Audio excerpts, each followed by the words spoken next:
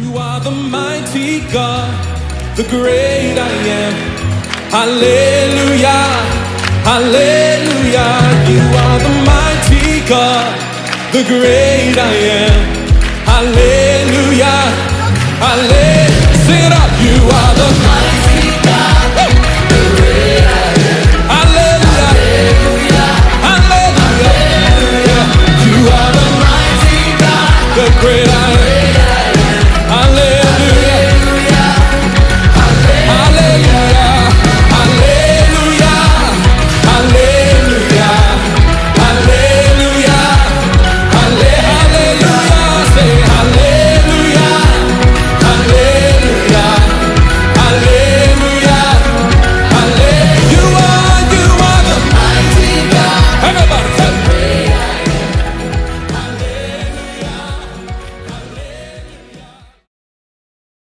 Shalom, apa kabar?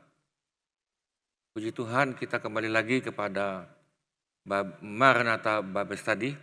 Ya, tapi sekali ini kita dengan judul proses pertumbuhan. Nah, saudara sekalian, seorang itu mesti bertumbuh. Kita akan lihat, saudara lihat akan ditayangkan di sini. Memang kita sengaja di screen.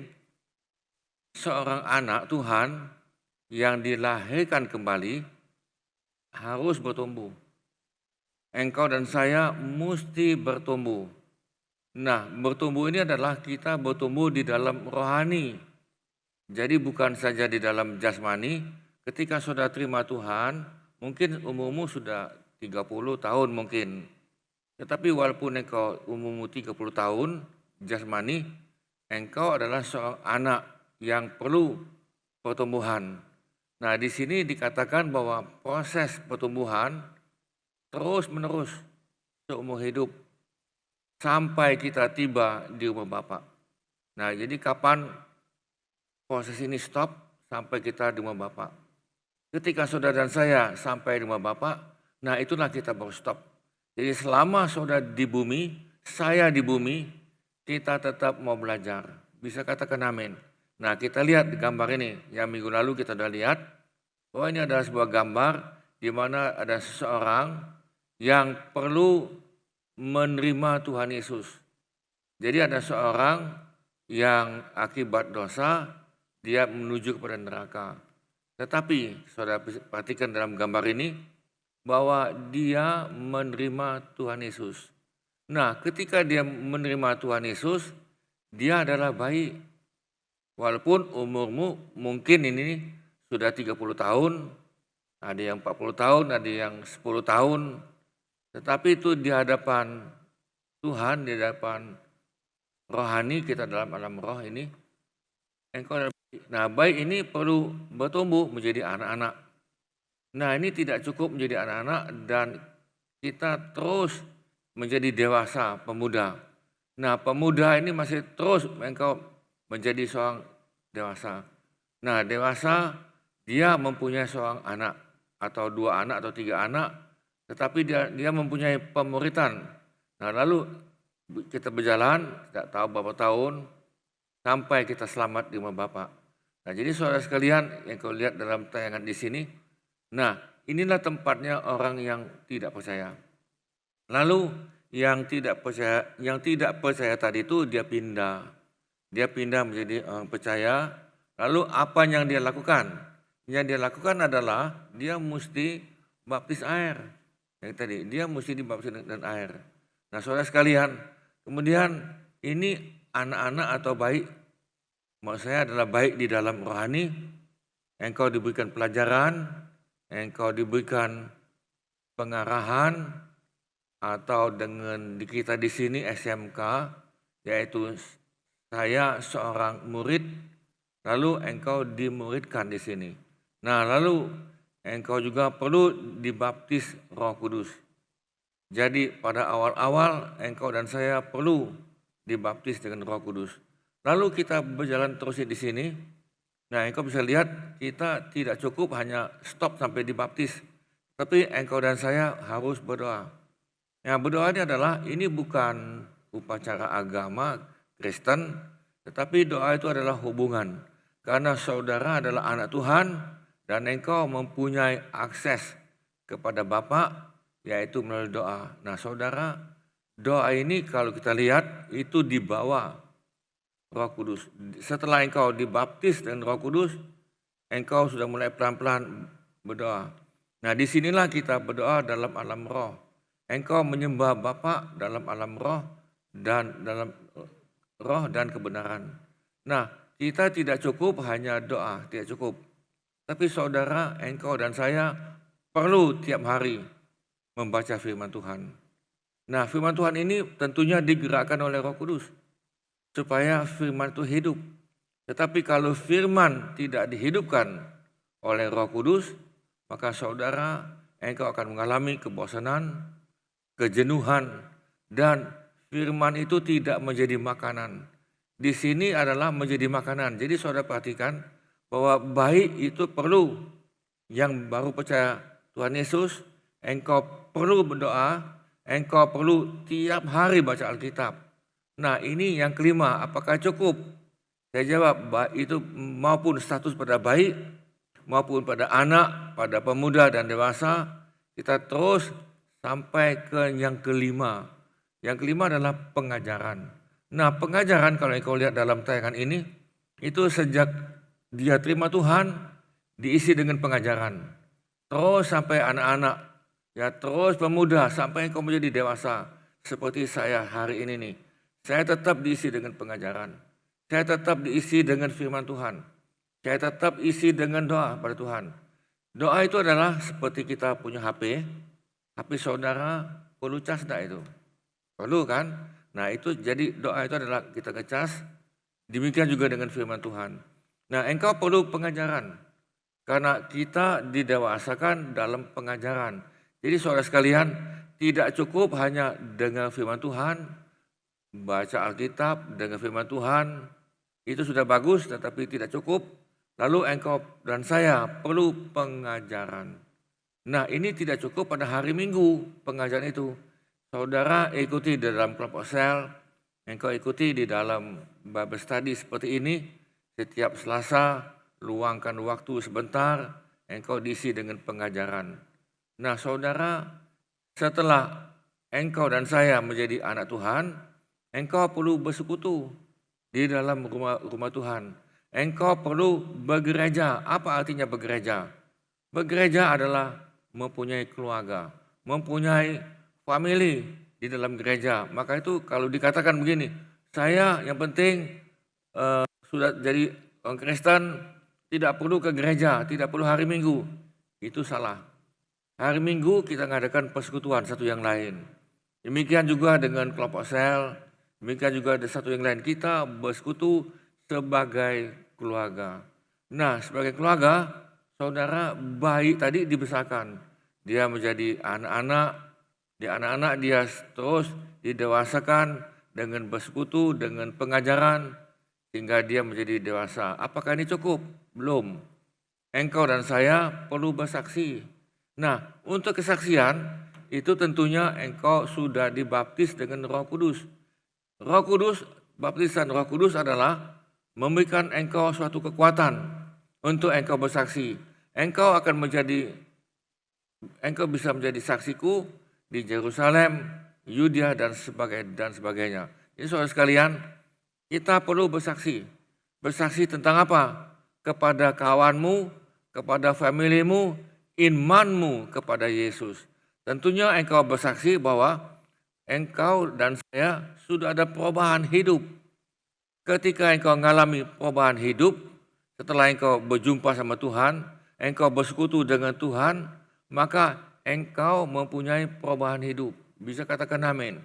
Tetapi kalau engkau masih tetap seperti lama, tidak ada perubahan hidup, saya anjurkan engkau perlu dibaptis dengan kuasa Roh Kudus.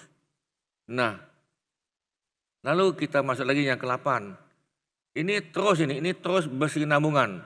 Terus sampai engkau dewasa, sampai engkau pada titik yang terakhir, nafas yang terakhir. Melayani Tuhan, melayani.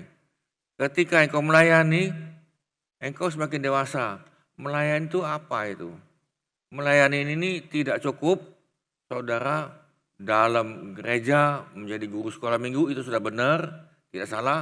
Tetapi melayani maksud saya adalah bukan hari Minggu, tetapi hari Senin. Andai kata engkau lihat ada anggota gereja perlu engkau bantu, ya kan, engkau perlu kunjungi, kita kunjungi. Mungkin ada lagi saudara, ada yang jemaat di sini, ada yang sakit, ada yang masuk di rumah sakit, dan kebetulan tidak ada yang bisa menjaga malam umpama tadi. Engkau jaga. Engkau perlu menjaga daripada jemaat atau sebagai keluarga, karena gereja adalah keluarga, itu adalah keluarganya Allah, kita adalah satu family, maka engkau perlu melayani mereka tadi.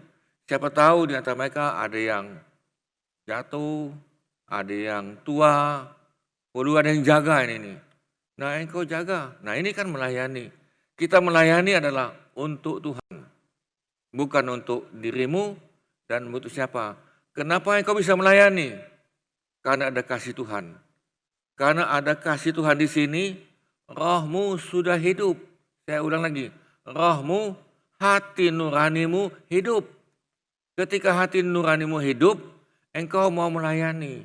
Entah itu orang tua atau pemuda. Dan kita jangan pilah-pilah. Oh, aku hanya melayani golongan tertentu. Ya kan, yang tua-tua aku tidak mau karena yang tua ini tak lagi mati. Bukan itu, bukan. Nah, saudara, kita melayani. Saya sangat kecewa kalau ada di antara kita ya kan disuruh untuk menjaga orang tua, menjaga rumahnya, itu hanya sementara, bukan selama-lamanya. Dan dia menolak. Saya jawab, orang itu sebetulnya belum berjumpa sama Tuhan, belum.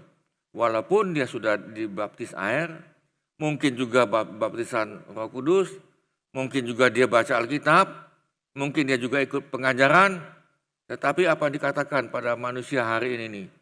Mereka ingin diajar, mereka ingin belajar dan mau diajar, tetapi mereka tidak mengenal kebenaran. Ya saudara sekalian, kalau yang 8 itu melayani, itu adalah buah. Itu adalah buah Roh Kudus. Engkau bisa melayani. Nah saudara sekalian, kita melayani itu tanpa imbalan. Begini, aku melayani kalau dapat duit. Ya kan, aku kalau khotbah dapat duit bahwa aku melayani. Saudara, itu gembala upahan itu adalah serigala berbulu dengan domba. Kita bukan model itu. Karena ada roh Tuhan yang menggerakkan engkau, Roh Kudus, bisa katakan amin.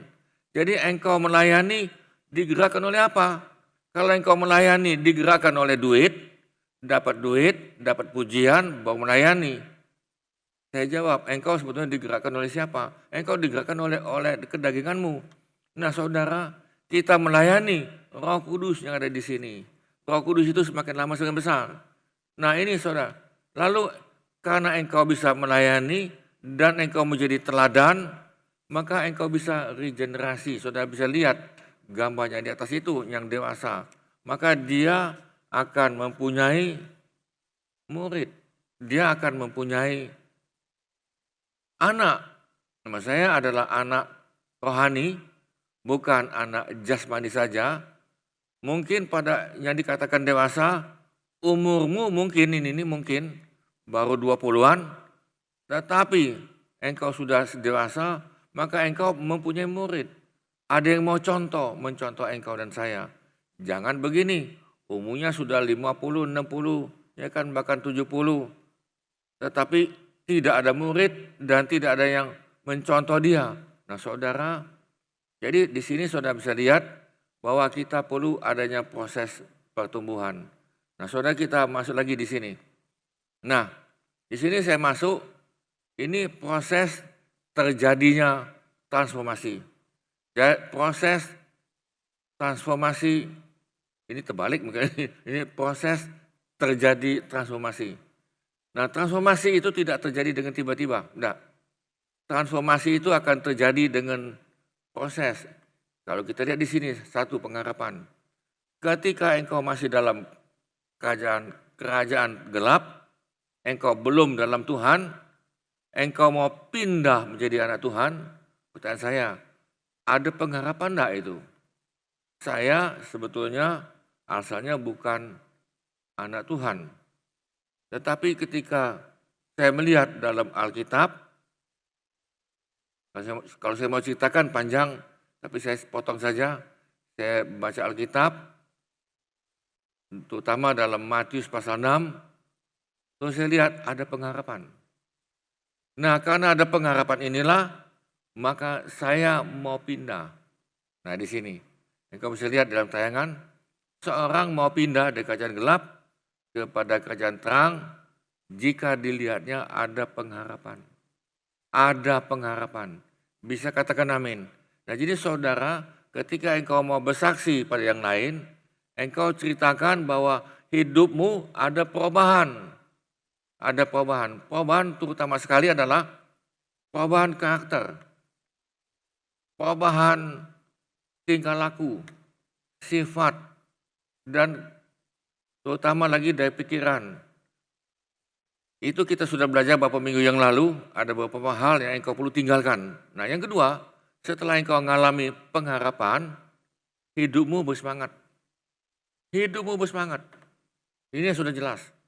Saya ketika menjadi anak Tuhan, saya sangat bersemangat. Ya kan? Inilah yang dikatakan kasih mula-mula. Atau cinta mula-mula. Ya kan? Cinta mula-mula. Ya kan? Kalau ada kebaktian ikut. Kalau ada persekutuan doa ikut. Semuanya ikut, sepertinya itu maha hadir. Ya, ikut di sini, ikut situ. Lalu pelan-pelan saya mulai berubah. Ya kan? Walaupun waktu itu saya dagang, saya juga ke Jakarta. Di Jakarta saya cari malam itu ada di mana persekutuan doa atau ibadah. Saya cari. Saya masih ingat berapa kali saya masuk di sana itu kebaktian atau persekutuan doa itu jam 7 malam. Saya masih ingat karena saya sering ke sana itu. Sering ada beberapa tempat persekutuan doa jam 7 malam. Saya sudah siap dari kantor saya, waktu itu saya masih kerja atau ada usaha. Saya tidak ke hotel dulu, saya tidak mandi, baju beginilah, ya kan, cuman belum mandi, sudah makan, masih kenyang. Saya jam 6 sore sudah tiba di tempat gedung itu. Saya punya pikiran jam 6 itu pasti sepi, karena dimulai jam 7 malam. Jadi saya punya pikiran jam 6 itu sudah sepi, saya akan duduk di depan itu, karena sepi. Begitu saya masuk jam 6, sebelum jam 6, saya kaget luar biasa. Tidak ada kursi yang kosong, saya terpaksa berdiri di samping. Ini kan mimbar itu, saya berdiri di sini nih. Saya tidak mau berdiri di jauh-jauh. Saya berdiri di sini, saudara tahu, di depan saya, belakang saya itu di siapa itu? Anak-anak muda, ada SMP, SMA, masih pakai baju seragam, masih bau ini, bau mereka tadi kan, saya juga bau ini kan, sudah saya berdiri aja. Saya berdiri dari jam 6, sebelum jam 6, saya tetap berdiri di situ. Ketika ibadah dimulai, puji-pujian, waduh saya senang sekali, saya puji Tuhan, saya senang. Nah kemudian sampailah saya ke hotel, di hotel jam-jam, karena saya mau cari taksi, itu pun sudah penuh tadi. Sampai di hotel jam-jam 11 malam. Jam 11 malam, saudara, saya makan dulu di mana saja saya bisa makan. Lalu jam 11 malam lewat, baru saya masuk ke kamar saya, baru saya tidur. Saudara, saya bersemangat. Itulah yang dikatakan cinta mula-mula. Dan lalu hidup saya mulai berubah pelan-pelan. Nah saudara, ini adalah transformasi. Terjadinya perubahan dalam hidupmu. Saudara, ketika kita terima Tuhan, hidupmu bersemangat dan hidupmu berubah. Engkau ada perubahan. Saya ngalami itu. Memang perubahan ada yang cepat, ada yang lambat. Lalu kita berubah pelan-pelan. Menuju apa tadi perubahan ini? Kita menuju kesempurnaan. Tapi sebelum itu saudara, yang ketiga adalah engkau dilahirkan kembali. Padahal pada waktu itu saya sudah Kristen.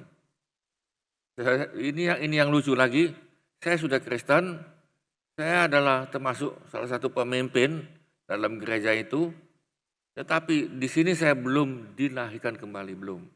Saya belum menerima Yesus di hati ini, belum. Jadi pada waktu itu saya menerima Tuhan, itu pun di kamar hotel. Saya bilang, Tuhan Yesus, aku terimamu secara pribadi. Masuklah Tuhan Yesus ke dalam hati saya, bukan hanya dalam hati, tetapi dalam pikiran saya, dalam perasaan saya, di kantong saya, di semuanya, di semua lapisan saya ini. Dalam istri saya, dalam anak-anak saya, memang anak saya masih kecil. Saya katakan, saya izinkan Tuhan semuanya tadi. Ambil semuanya tadi. Karena saya tidak mau setengah-setengah. Saya tidak mau Tuhan hanya 2 jam hari Minggu. Engkau ada Minggu 2 jam lalu pulang. Saya tidak mau. Saya katakan, ambil semuanya. Nah saudara, saya dilahirkan kembali. Nah lalu di sini yang dikatakan menerima Tuhan Yesus sebagai Tuhan dan Juru Selamat. Lalu saya duluan sudah dibaptis air. Saya ulangi, saya sudah duluan dibaptis air, sudah. Jadi saya tidak perlu dibaptis dengan air, tidak perlu. Nah sebetulnya adalah kalau kita mengerti, dibaptis dengan air artinya pertobatan. Jadi pada waktu itu saya dibaptis tanpa pertobatan. Hanya baptis, ya sudahlah. Nah lalu saudara, apakah ini cukup? Tidak cukup. Saya dibaptis dan dipenuhi kuasa Roh Kudus. Nah di sini. Nah kebetulan di dalam gereja kami mengenai yang nomor 5 ini itu tidak terlalu ditekankan. Dan bahkan boleh dikatakan itu sepertinya dilewatkan.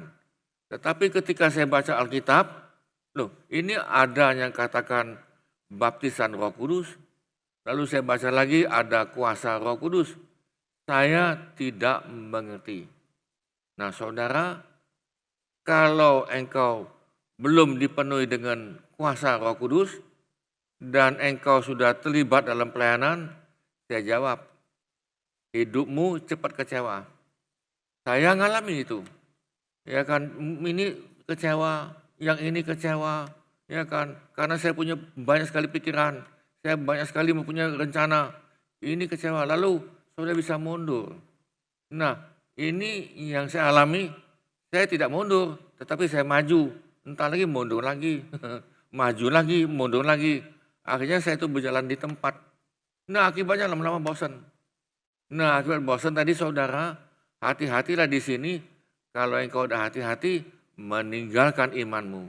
Jadi jangan heran kalau engkau ketemu ada orang Kristen, wah ini bergebu-gebu tadi tuh. Bisa khotbah segala macam ini. Tetapi dia bisa meninggalkan imanmu. Nah di sini kenapa tadi? Saya jawab, sebetulnya kuncinya adalah dia belum dipenuhi kuasa Roh Kudus. Bisa katakan amin. Ya karena saudara, pelayanan kalau kita ada kuasa Roh Kudus, pelayanan apapun, entah itu hanya bersaksi, hanya ngomong, ya kan, kepada familimu, engkau hanya ngomong kepada kawanmu, mungkin itu di kantor, mungkin itu di pasar, ibu-ibu ngomong dengan ibu yang lain, ya kan, mungkin engkau ngomong dengan tukang parkir, mungkin engkau ngomong dengan siapapun. Ketika engkau bicara, engkau bisa mengubah dia. Engkau bisa mengubah. Karena apa? Ada kuasa yang mengalir di dalam perkataanmu. Nah, jadi saudara yang 5 ini sangat penting. Nah, lalu yang nomor 5 ini nih, kalau saudara di dalam gereja ada pelayanan, di luar gereja juga ada pelayanan, mungkin engkau diangkat sebagai guru sekolah minggu atau apapun ini. Saudara, kalau engkau belum dipenuhi dengan Roh Kudus, engkau merasa sebagai pembantu. Engkau pembantu. Aku hanya bantu pendeta kok. Ya kan? Aku hanya membantu Pak Pendeta. Aku hanya membantu Pak Gembala. Ya kan, digaji juga enggak. Ya kan, dapat honor juga enggak. Jadi kalau aku ada waktu, aku bantu. Nah, saudara, sebetulnya kalau engkau digerakkan oleh kuasa Roh Kudus, engkau bukan pembantu, bisa katakan amin. Tetapi engkau mitra. Engkau mitra dengan pemimpin yang lain. Mitra itu apa tuh? Mitra tadi itu. Mitra itu adalah partner. Kita kongsi dengan gereja itu. Karena engkau merasa partner, mitra, gereja ini menjadi milikmu. Jadi gereja adalah milik kita bersama. Nah kebetulan di dalam gereja kita, organisasi kita, gereja itu bukan milik pendeta, bukan milik saya pribadi, atau milik keturunan saya, bukan. Memang gereja ini gedung dan semuanya tadi adalah miliknya organisasi gereja sidang jemaat Allah. Nah jadi saudara, di dalam gereja ini engkau adalah mitra, partner dan merasa milik kepemilikan. Nah kalau engkau bisa merasakan kepemilikan, tidak heran engkau akan tanggung jawab. Nanti akan kita lihat, engkau akan tanggung jawab. Nah kita lihat dulu di sini. Nah kalau hidupmu sudah dipenuhi dengan Roh Kudus, engkau bisa menjadi berkat. Saudara, yang keenam, hidupmu diberkati. Kan saya ngalami itu. Saya tanpa saya sadar, hidup saya itu diberkati. Diberkati dalam rumah tangga, ada sukacita. Dulunya itu saya kalau balik dari kantor atau dari dagang, mau pulang ke rumah itu tidak betah itu. Padahal istri masih muda, anak masih kecil, saya tidak betah. Tetapi setelah ada kuasa Roh Kudus di sini, saya ada kasih mula-mula dan terus diberkati. Saudara, saya diberkati dalam rumah tangga. Saya betah di rumah. Saya betah. Jadi saya tuh bisa berjam-jam dengan istri, dengan anak-anak, kan terus berjam-jam tidak bosan. Nah, jadi saudara, ini yang saya alami itu. Hidup diberkati. Nah, karena hidup saya itu diberkati, maka tidak heran saya pun memberkati yang lain. Nah memang itu ada lagi diberkati di bidang lain lagi, kesehatan saya. Saya ngalami, kalau dulu ini nih, kami tiap bulan pasti sakit. Bulan ini saya sakit ke dokter. Bulan depan anak saya sakit. Bulan depan dia sembuh, yang satu lagi. Nanti yang bulan keberapa istri saya sakit. Yang jelas, kami tiap bulan sakit. Itu sudah jelas. Tiap bulan sakit. Lalu saya coba tanya Tuhan, Tuhan di mana ini nih? Nah jadi saya singkat, kami diberkati. Kami diberkati dalam roh, jiwa, dan tubuh. Jadi yang dikatakan diberkati, saudara jangan pikir itu duit melulu. Diberkati adalah kami bisa memberkati orang lain. Kami bisa menolong orang lain, termasuk bidang keuangan. Nah kami bisa menolong mereka, itu pun tanpa mereka minta. Ya kan, kami bisa menolong, membantu siapapun. Jadi siapapun yang kami lihat, ya kan tidak usah didorong oleh siapapun, tidak usah. Karena Roh Kudus di sini nih berbicara. Karena saya sudah diberkati, lalu saya memberkati orang lain. Nah kenapa orang Kristen sulit memberkati orang lain? Sulit membantu orang lain, sulit untuk menumpang orang lain, sulit untuk membangun orang lain. Saya jawab, sebetulnya dia belum diberkati. Jadi saudara sekalian, engkau perlu dipenuhi dengan Roh Kudus. Bisa katakan amin. Bukan Roh Kudus saja, tetapi dengan kuasa Roh Kudus. Ini begini, bukan hanya bahasa lidah, bukan. Engkau bahasa lidah perlu, tetapi yang saya maksudkan adalah kuasa Roh Kudus. Kisah 1 pasal 8 pasal 1 ayat 8, dan engkau baca lagi yang lain. Kita belum bicara tentang Roh Kudus, belum. Nah saudara, kalau hidupmu diberkati, saudara mau baca Alkitab. Kita baca di sini. Dia bisa menjadi pelaku firman Tuhan dan baca Alkitab jika Alkitab dianggapnya sebagai pedoman dasar bagi hidupnya. Jadi saudara, kalau engkau menganggap Alkitab itu adalah pedoman hidupmu, sebagai kalau dalam perjalanan seperti kayak Google Map, ya kan, kalau zaman dulu itu ada buku, kan, kalau kita ke luar negeri di Amerika, Kanada atau di Australia ada buku itu, kan kita melihat buku, oh jangan ke sini, ke kanan, dan ke kiri sebagai pedoman. Nah saudara, kalau engkau anggap Alkitab sebagai pedoman hidupmu, penuntunmu menuju keselamatan iman kepada Yesus, engkau baca. Nah, bukan hanya baca, saya percaya engkau jadi pelaku firman. Jadi kalau engkau menjadi pelaku firman, artinya engkau menganggap Alkitab itu sebagai pedoman dasar. Ini pun bukan karena engkau yang mau. Saya jawab, yang nomor 5. Yang nomor 5 ini kalau saudara lihat. Karena engkau dipenuhi kuasa Roh Kudus. Bisa katakan amin. Roh Kudus itulah yang membawa saya untuk baca Alkitab, lalu saya mengerti.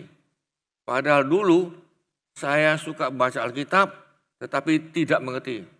Kalau saudara pengen tahu, nah ini dulu, ini zaman Nabi Nuh dulu. Kalau saudara pengen tahu, saya baca Alkitab untuk obat tidur. Kalau saya tidak bisa tidur, saya baca Alkitab. Sambil guling tadi. Saya baca Alkitab pelan-pelan. Karena Alkitab ini membosankan, Alkitab ini tidak masuk akal, dan Alkitab ini tidak ada sesuatu yang ngubah saya lama-lama ngantuk. Akhirnya Alkitab itu ada di daerah sini. Wah, ini keren ini nih. Pagi-pagi bangun. Wah, saya baca Alkitab dari semalam sampai pagi. Karena Alkitabnya ada di dada. Saudara, setelah saya dipenuhi dengan kuasa Roh Kudus, setelah saya minta, lalu saya mengerti, lalu saya belajar itu. Ini pelajaran Roh Kudus. Karena dalam gereja kami pada waktu itu, tentang kuasa Roh Kudus, tentang Roh Kudus itu sepertinya dilewatkan. Tetapi saya belajar terus, ya kan, tentunya saya belajar, saya pakai Alkitab yang lain, dan melalui kawan saya, kebetulan kawan saya ini memang benar anak Tuhan, lalu saya pelan-pelan, tentunya ada bimbingan pendeta yang ada di kota Palembang.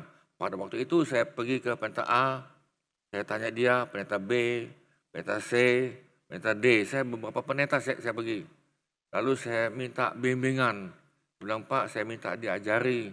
Nah saudara pelan-pelan saya dipenuhi dengan kuasa Roh Kudus.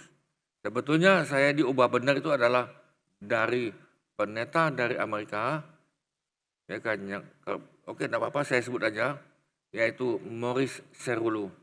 Selama seminggu di Senayan diajari dan dia ada seminarnya dan yang lain-lain. Nah saudara, tentunya digerakkan oleh Roh Kudus. Yang tadi saya sudah katakan tadi ini bukan karena engkau yang mau. Yang ketujuh, akibat ada kuasa Roh Kudus di dalam engkau, dalam saya, engkau menjadi teladan. Saudara, engkau menjadi contoh di dalam rumah tanggamu. Yang pertama, contoh dalam rumah tangga dulu. Apakah engkau menjadi contoh pada istrimu, pada suamimu, anak-anakmu? Ini jadi contoh enggak ini nih? Engkau baru yang berikut contoh teladan dalam gereja. Jangan begini, kamu mau lihat Tuhan Yesus ya? Tuh lihat di sana. Paulus mengatakan, kalau kamu mau lihat Yesus, lihat saya. Jadi dunia hari ini adalah dia pengen melihat Yesus. Dan saudara dan saya adalah contoh teladan. Yang kedua, saudara sebagai anak Tuhan bisa tidak dipercayai.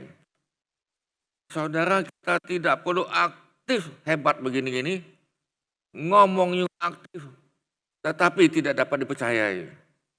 Saudara, engkau dapat dipercayai karena kuasa Roh Kudus. Karena Roh Kudus ada di sini, sehingga engkau dapat dipercayai. Engkau akan jujur di bidang, di bidang pajak. Pajakmu, pembukuanmu tidak dua pembukuan. Satu ini untuk pemerintah, satu ini untuk kongsi saya, satu ini pembukuan untuk saya. Saudara bukan pembukuan double, bukan. Saya pada waktu itu pembukuan double memang, tetapi setelah saya dikuasai oleh Roh Kudus, saya sudah dilahirkan kembali, Roh Tuhan enggak di sini. Saya jujur aja, saya bilang kenapa ini gini, ya kan? Saya cuma doa saya, Tuhan minta supaya saya dikenakan pajak ini dengan jujur. Saudara, saya bayar. Sampai hari ini pun saya bayar. Dan yang ketiga, tanggung jawab. Jadi saudara, engkau tanggung jawab dalam gereja. Engkau tanggung jawab di dalam keluargamu. Ya kan, jangan ada gini, yuk kamu ada satu tugas, tetapi datang terlambat, muridnya sudah kumpul, baru dia datang. Yuk kita latihan, ya kan, umpama tadi jam 7 malam, yang lain sudah kumpul, engkau sebagai pemimpin, engkau sebagai teladan, datang jam 7.30, ada yang datang jam 7.15. Pertanyaan saya, ini yang namanya tanggung jawab. Nah, kenapa engkau tidak bisa jadi tanggung jawab? Saya jawab, engkau sebetulnya belum dipenuhi, engkau belum dipimpin oleh Roh Kudus, belum. Saya ulangi, engkau belum dipenuhi oleh Roh Kudus. Jadi saudara, ini yang 5, 6, 7 ini nih. Yang 7 ini adalah saudara dan saya menjadi teladan. Bisa katakan amin. Engkau teladan di dalam rumahmu, engkau menjadi teladan dalam lingkungan masyarakat. Jangan begini, oh itu Kristen nih, tapi dia Kristen depan rumah musuhan. Di depan rumahnya musuhan. Nanti di sebelah sana, ini nipu lagi di sini. Saudara, kita menjadi teladan dalam rumah, teladan dalam masyarakat, teladan dalam gereja. Lalu engkau dapat dipercayai dan tanggung jawab. Nah saudara, ini yang dibutuhkan oleh Tuhan pada hari ini kita semua. Bisa katakan amin. Ini bukan ngomong soal pendeta ini. Ya kan, pendeta mesti lebih daripada itu. Tapi saya bicara tentang jemaat sebagai anak Tuhan. Saudara sebagai anak Tuhan, semuanya saudara sekalian, engkau dan saya menjadi teladan. Engkau dapat dipercayai dan engkau tanggung jawab. Nah yang lain, ini adalah byproduct, hasil sampingan. Akibatnya, karena engkau sebagai teladan, engkau dapat dipercayai dan engkau tanggung jawab. Akibatnya yang 8, engkau punya murid. Engkau punya murid. Jadi kalau engkau tadi ada seorang pemimpin atau apapun anak Tuhan, dan sudah jadi pemimpin lain ini, pemimpin dalam rumah tangga, engkau bisa menghasilkan murid. Nah ada yang menjadi muridmu, ada yang mengikuti saudara sekalian. Nah saudara sekalian, kalau kita lihat dari 1 sampai 8, sebetulnya adalah hidup kita ini mencerminkan Yesus. Semakin lama, semakin mencerminkan Yesus. Kita lihat di dalam ayat 2 Korintus 18, kita lihat di sini ya. Saya akan bacakan, engkau bisa lihat dalam screen. Dan kita ini anak Tuhan, amin. Kita yang sudah dilahirkan kembali, kita yang sudah pindah dalam kerajaan gelap kepada kerajaan terang, semua ini, kita semua. Jadi artinya tanpa kecuali, kita semua mencerminkan kemuliaan Tuhan. Kita ini semua mencerminkan kemuliaan Tuhan dengan muka yang tidak terselubung. Jadi artinya gini, engkau bisa, orang lain bisa lihat engkau dan mukamu tidak ada selubung. Jadi ini terbuka. Dan karena kemuliaan itu datangnya dari Tuhan, ingat kemuliaan itu dari Tuhan. Saya ulangi di sini. Dan karena kemuliaan itu datangnya dari Tuhan yang adalah roh. Jadi Tuhan yang kita sembah itu bentuknya dalam alam roh. Maka, ini akibatnya nih. Maka kita semua saudara anak Tuhan yang sudah pindah dalam kerajaan, dari kerajaan gelap kepada kerajaan terang, kita semua diubah menjadi apa? Serupa dengan gambarnya. Gambarnya Tuhan, gambarnya Yesus dalam kemuliaan yang semakin membesar. Kalau engkau baca di sini ada 3 kali kata kemuliaan. Dalam kemuliaan semakin besar. Jadi saudara sekalian, engkau dan saya mencerminkan kemuliaan Tuhan. Saya ambil contoh ini. Sudah masih ingat dengan Musa? Ketika Musa 40 hari 40 malam di Gunung Sinai, dia ketemu sama Tuhan muka dengan muka. Nah, ketika dia turun dari Gunung Sinai, saudara, orang Israel semuanya tidak bisa melihat muka Musa, tidak bisa. Karena muka Musa penuh dengan kemuliaan dan mereka tidak bisa melihat muka Musa. Jadi artinya semakin lama kita tenggelam dalam Tuhan, tenggelam di dalam hadirat Tuhan, tenggelam menjadi pelaku firman, tenggelam di dalam kuasa Roh Kudus, saudara dan saya, kita semakin lama mencerminkan kemuliaan Tuhan yang semakin besar. Masih ingat dengan Yesus ketika dia dengan 3 muridnya naik di gunung, ya kan? Mereka melihat kemuliaan Yesus. Saudara perhatikan, Yesus akan datang lagi kembali yang kedua kali. Yesus akan datang lagi kembali yang kedua kali, tetapi dia bukan sebagai juru selamat. Dia datang sebagai hakim dengan penuh kemuliaan, dengan penuh kemuliaan, dan kita tidak bisa menghampirinya kecuali engkau dan saya sudah mempunyai kemuliaan Tuhan. Engkau dan saya sudah di dalam Yesus. Nah, saudara sekalian, saya ngambil kesimpulan, kita akan tutup ini. Saya ambil kesimpulan, sudah bisa lihat di dalam screen tayangan. Nah, ini saya ulang lagi, ini biar kita lihat. Saudara, ini adalah seorang yang belum terima Tuhan. Nah, akibatnya dia ada jurang. Karena dosa, saudara perhatikan di sini, karena dosa upahnya maut. Maut itu adalah neraka. Kita semua manusia berdosa, bisa katakan amin. Akibat dosa tadi, engkau dan saya di bumi ini, tidak ada sukacita. Hidupmu egois. Hidupmu tidak mau membantu orang lain. Hidupmu untuk dirimu sendiri. Nah, ini adalah egois. Tetapi saudara, puji Tuhan, Tuhan sudah menyiapkan jalan. Sehingga Yesus mengatakan dengan jelas, Akulah jalan dan kebenaran dan hidup.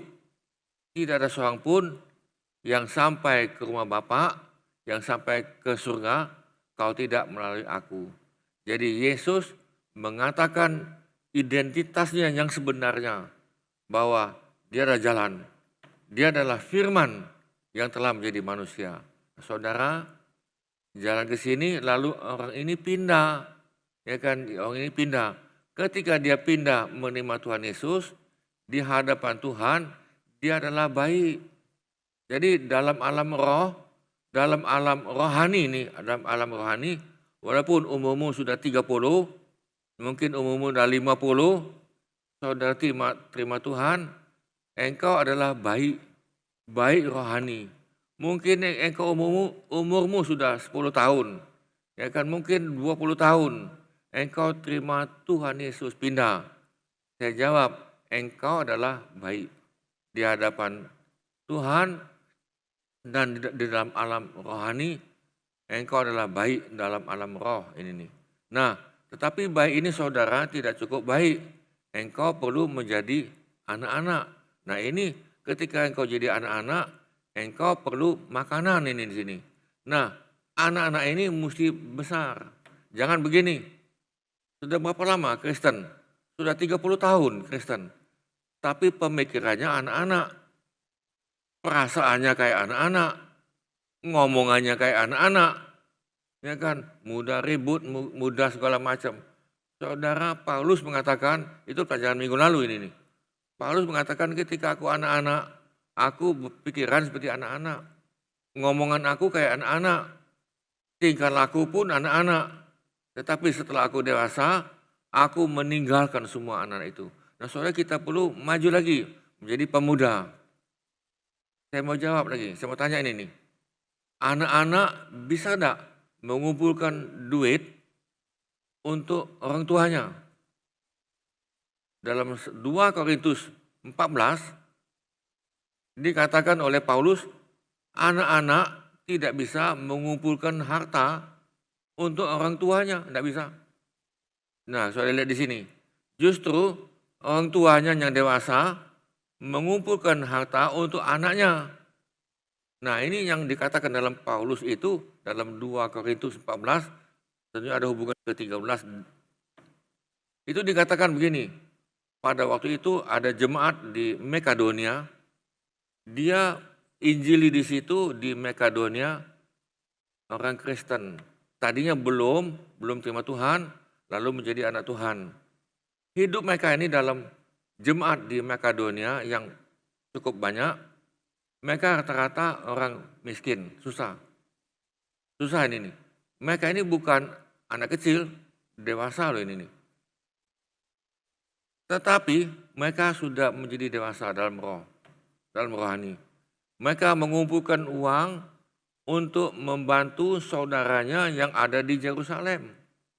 Mereka dengar bahwa orang Kristen atau saudara kita yang ada di Yerusalem itu kekurangan karena ada kelaparan dan lain-lain. Ini mereka ini hidup miskin loh ini nih. Apa kata Paulus?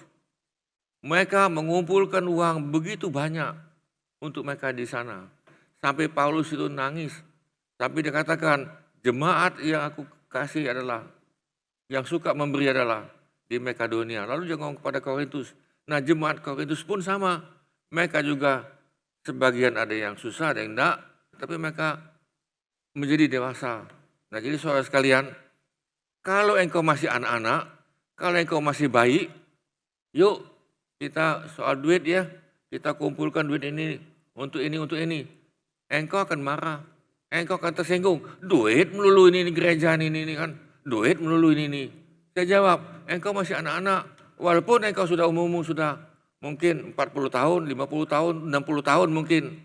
Ya kan mungkin engkau juga jadi pendeta atau pemimpin, tetapi ketika soal duit dibicarakan, engkau tentunya tidak bisa terima. Nah itu anak-anak, apalagi tentang perpuluhan, nah tambah jauh itu. Nah itu namanya anak-anak. Jadi saudara kalau engkau ketemu dengan anak-anak, jangan ngomong soal duit, jangan, karena dia masih anak-anak itu. Karena dia tentu minta gini, anak-anak kan minta kan, ya pak duit pak, apa yang aku dapat pak ini kan. Ya kan apa yang aku dapat dari gereja, apa yang aku dapat dari yang lain, apa yang aku dapat ini. Nah saudara, kita di sini saya tuliskan ini, orang yang tidak percaya, lalu dia lompat menjadi orang percaya. Nah ketika dia pindah, sekali lagi, engkau perlu dibaptis air.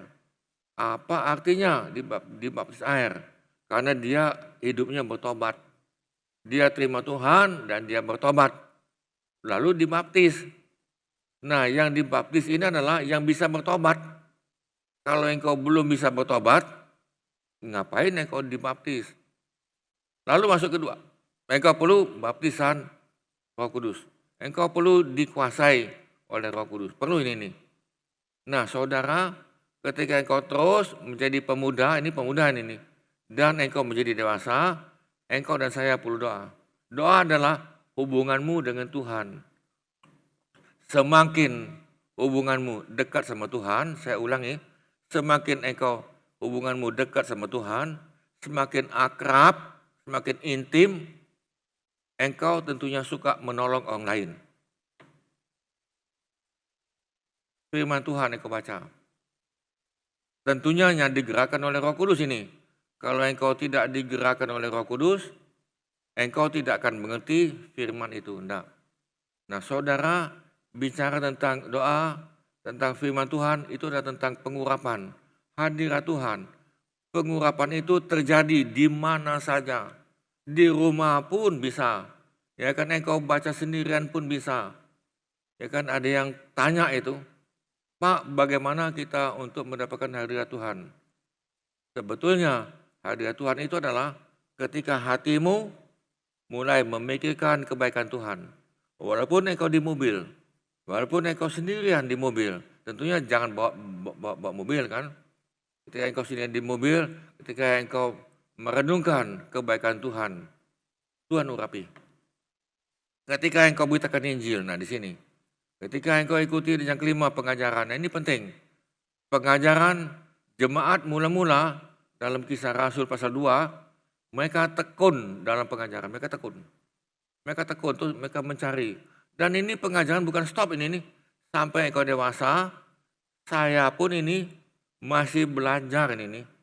Sampai nafas yang terakhir, baru stop. Jadi saudara sekalian, kalau ada yang mengatakan begini, Pak, aku udah mau diajar lagi, aku stop ini. Nah berarti dia sudah mau balik ke rumah bapak itu. Tidak apa-apa itu.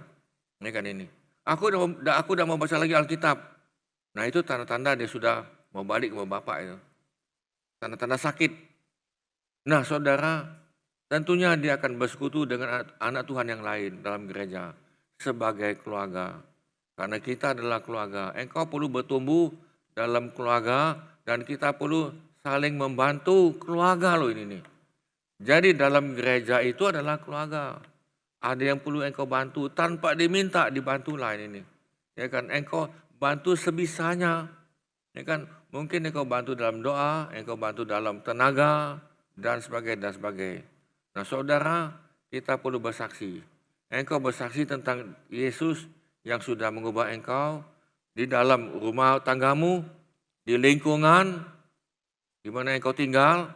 Jangan nanti di depan tuh rebutan, di sebelah belakang rebutan. Mereka tahu itu anak Tuhan, itu orang Kristen itu. Saudara tidak menjadi kesaksian. Lalu engkau melayani dalam apapun, dalam segi. Ini semuanya digerakkan oleh Roh Kudus.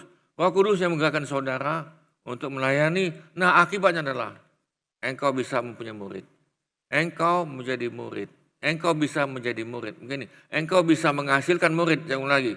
Engkau dan saya bisa menghasilkan murid. Pertanyaan saya adalah, engkau sudah Kristen kan? Coba tanya, berapa murid yang engkau sudah hasilkan? Kalau engkau sudah Kristen, sudah berapa lama engkau Kristen? Sudah berapa lama engkau jadi Kristen? Tanya saya, ada murid dah ini? Kalau engkau punya murid, saya jawab, engkau menjadi teladan. Dan ini terus, bisa katakan amin. Jadi saudara, kalau engkau sampai di sini 9, terus ini terus. Nah, terus kita jangan stop, ya kan? Jangan stop gini nih. Sebagai kesimpulan ini, saudara tetap maju terus, bisa katakan amin. Jangan mundur, kita jangan menyerah.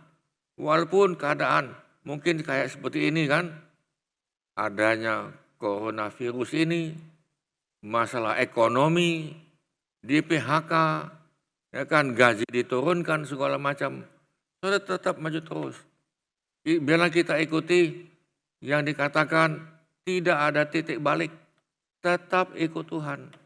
Tetap ikut Tuhan. Bisa katakan amin. Jangan takut, engkau tetap fokus. Panggilan sebagai anak Tuhan. Saudara, milikilah iman sebagai pemenang. Karena kita adalah lebih daripada pemenang. Nanti akan kita bicara kapan-kapan bagaimana kita ada lebih daripada pemenang.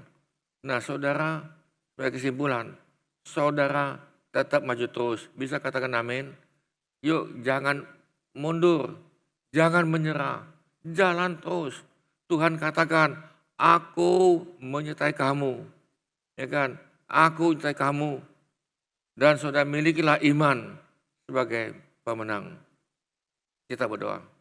Tuhan, di antara kami mungkin ada yang mau menyerah, di antara kami mungkin sudah mau mundur, mungkin di antara kami sudah letih, lesu, beban berat, dan bosan. Tuhan, mungkin ada di antara kami. Pada hari ini Tuhan kami, biarlah kami memiliki iman lebih daripada pemenang. Biarlah kami tetap maju terus karena Tuhan katakan, aku menyertai kamu sampai kesudahan alam. Aku menyertai kamu dalam keadaan badai. Aku menyertai kamu ketika engkau ada di atas gunung. Aku menyertai kamu ketika engkau di bawah lembah. Aku menyertai kamu walaupun engkau di dalam lembah bayangan-bayangan maut sekalipun. Aku adalah gembalamu yang setia. Aku adalah gembalamu yang baik. Engkau tidak akan kekurangan apapun. Saudara, ikut Tuhan terus, karena di sebelah kanan dan kirimu ada Tuhan dan ada Roh Kudus. Kita dipimpin oleh firman dan oleh Roh Kudus. Terima kasih Tuhan, sebagaimana bangsa Israel telah dipimpin waktu mereka keluar dari Mesir, tiang awan dan tiang api. Pada hari ini nih, kami dipimpin oleh firman Tuhan dan oleh Roh Kudus. Kuatkan kami Tuhan. Dan Tuhan, biarlah kami terus mengikuti Roh Kudus. Biar kami terus dikuasai dan dipenuhi oleh Roh Kudus, sehingga hidup kami semakin mencerminkan kemuliaan Tuhan.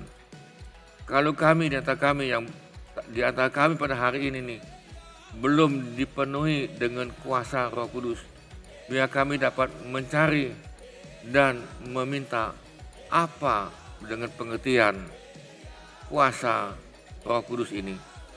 Terima kasih Tuhan, karena Engkau sudah berjanji, siapa yang mencari Tuhan, dia akan menemukan Tuhan. Terima kasih Tuhan, kami memberkati semuanya yang kami sudah dengar dalam pelajaran pada hari ini. Ya, kami tetap kuat, dan biarlah terima sukacita, damai sejahtera dan berkat daripada Bapa, kasih karunia daripada Tuhan Yesus, dan dengan pertolongan Roh Kudus menjadi bagian kami. Dan kami ada yang sakit pada saat ini, Saudara terimalah kesembuhan. Hamba-Mu berdoa supaya Engkau mendapatkan kesembuhan dan Engkau dapat kekuatan dan mengalir pada Engkau. Kalau saudara mempunyai beban berat, datanglah kepada Tuhan Yesus, beban beratmu pada Tuhan Yesus. Serahkanlah khawatirmu dan beban beratmu kepada Tuhan Yesus. Terima kasih Tuhan, kami lepaskan damai sejahtera sekali lagi, kami lepaskan sukacita. Di dalam nama Tuhan Yesus kami mohonkan. Amin. Saudara sekalian, selamat malam dan sampai kita jumpa lagi. Tuhan memberkati. Jangan lupa apa yang kau dapat di sini, ajarkan yang lain. Ajarkan ini semua pada yang lain. Tuhan berkati. Amin. You are the most high God, Jehovah. You are the most